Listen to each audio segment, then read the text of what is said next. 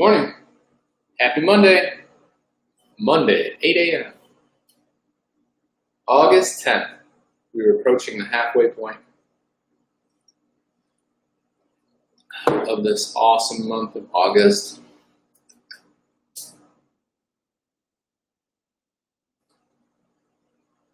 Got a little text message from UHP. Thank you to those fine folks over there, whoever they may be. The best part about that UHP text message, we got some echo in here today, is Beth asked me, you do realize I'm the one who put all of those messages out. So she asked me, she's like, yeah, so who does that? I do, sweetie. That's part of what I do. Schedule all that nonsense, which today Instagram and Facebook will be getting a whole slew of new material. But today I wanted to talk about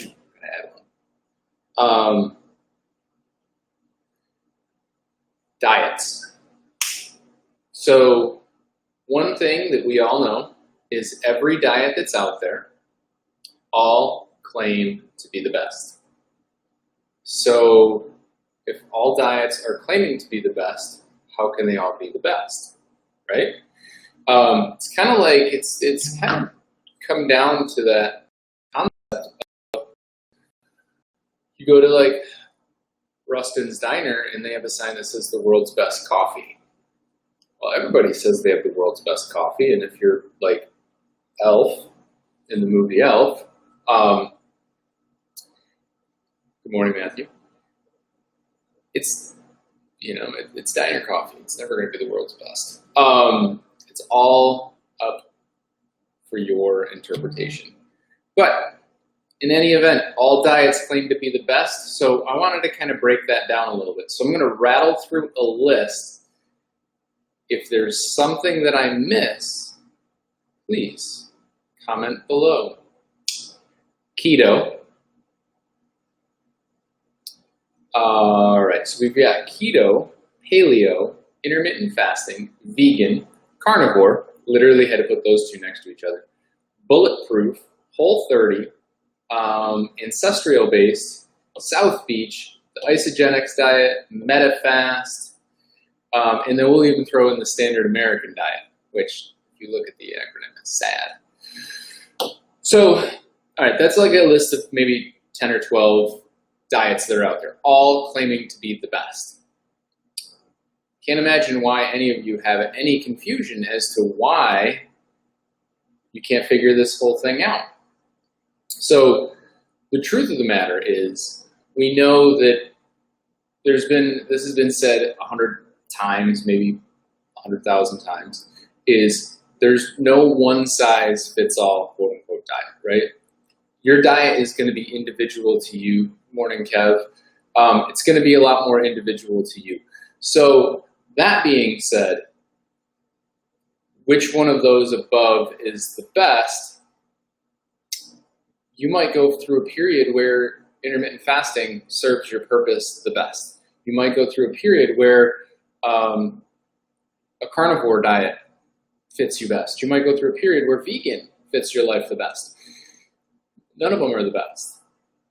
None of them are the worst. So we have to break that down further to look at it as like, okay, looking at it from a lifestyle perspective versus the diet perspective. Diet is a short-term program to elicit a specific result, typically weight loss. I'm going to go on a 30-day diet to, like Whole30. Whole30 started out, like back when that started 20 years ago, Whole30 was a great way of eliminating added sugar from your diet in a very quick, effective manner. However, it was designed entirely to be whole 30 days, period. After 30 days, you were reset, and then you could go back to eating your normal foods, and you'd be magically cured. Until it was time to do Whole30 again, and then you'd be ready for another reset. So you have to look at it more from a lifestyle perspective. Lifestyle being long-term. Long-term, not necessarily saying I'm going to be ketogenic for the rest of my life, but maybe through this period of my life, because I need the simplicity of only eating 2 meals a day that are very satiating, and, you know, eating them from the cow that we purchased or whatever it might be. This works really good for me. And that might change over the winter. You might say, you know what, I'm a tubers kind of guy. I want to get down with some sweet potatoes. That might work for you. But the one thing that all of these diets, keto, paleo, intermittent fasting, vegan, carnivore, Whole30, South Beach, Bulletproof, ancestral-based, not isogenics and metafast. Those two we're going to eliminate them from there. Oh, thanks, Fan Crowley. I appreciate you over there on the Twitch. Let's take those guys away. But all these other diets, what they do is they all have like a few things in common. Whole foods. At the end of the day, all of these diets work best when you consume whole foods. Whole foods being, obviously not with vegan, but being, you know, plants, animals that are coming like in the most realist, purest form possible. What does that mean if we take it down another notch? And then it's like, okay, minimally processed. So a lot of times, like I can go to Wegmans right now and I can find an aisle of plant-based bars and plant-based potato chips and plant-based everything else. I can find keto bars, keto chips, keto. That stuff it's filling that void of, yes, you're not eating actual potato chips because actual potato chips are quote unquote bad, but you're not eating anything that's any better. And I think that's where a lot of people, that's where a big part of the confusion is. Someone will come in and they will say, I am keto. And I've been following this and I'm, you know, this is what I'm eating. And they're having a keto bomb or a keto, whatever it is, keto wise bar, and, you know, 3 times a day, and they're having snacks and they're doing this and that. And it's like, okay, well, hold on. What are you eating that is like real food? Like not coming in a package, not coming in plastic, not like meats, vegetables, things of that nature, your oils, your fats that are coming in their most purest states. That is, all of those diets, if they're going to work to their maximum potential, that's what they're doing. That's how you should be doing it. Is you should be consuming, whether you're a carnivore. If you're carnivore, you shouldn't be eating pickled eggs that you're getting from Wegmans. You should be hard boiling your own eggs. Or if you're vegan, you shouldn't be eating the not Better Than Life, Garden of Life protein bars 3 times a day in you know, like you should be eating the realest food humanly possible. Ideally, it should be organic. And I'll speak about organic one day soon, hopefully. I'm in the middle of reading the book Sacred Cow, which just came out by Rob Wolf and Rachel, can't think of her last name. It's about regenerative farming. So basically like creating healthier farms. White oak pastures is like kind of the gold standard in regenerative farming.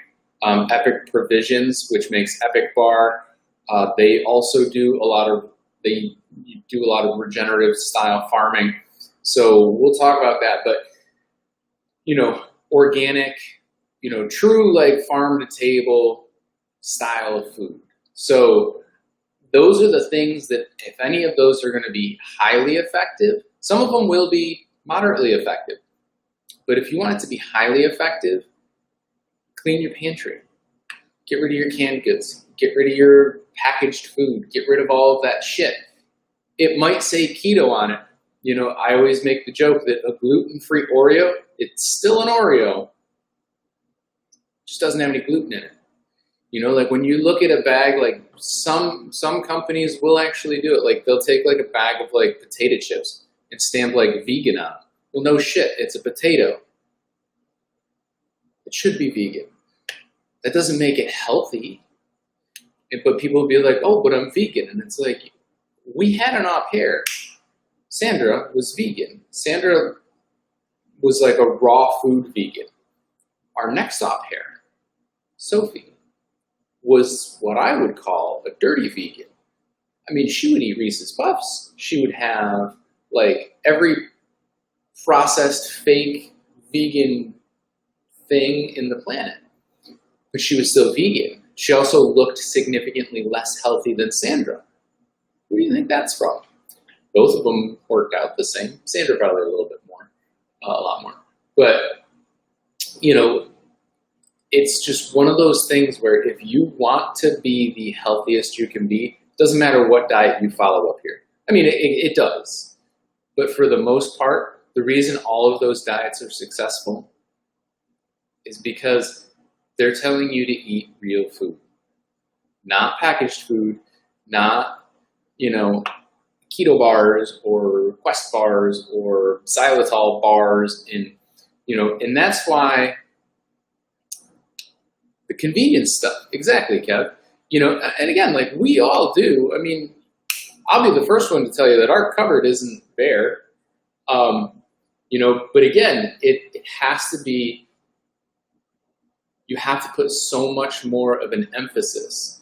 We live in a time, our brains are designed to have us think that we have all of these, like we're going to starve to death. You're not going to starve to death. Within 2 minutes of you at any moment in your life is food. Think about that. If you think of like no matter where you are, even if you're not in your house right now, if you're driving, you just drove by a gas station, guess what you can get? Food, or food-like. We'll call it food-like substance. That's a Mark Hyman thing, which we'll talk about that sometime too, because that's a pretty awesome concept. Changes how you approach the convenience stuff, the processed foods, things of that nature.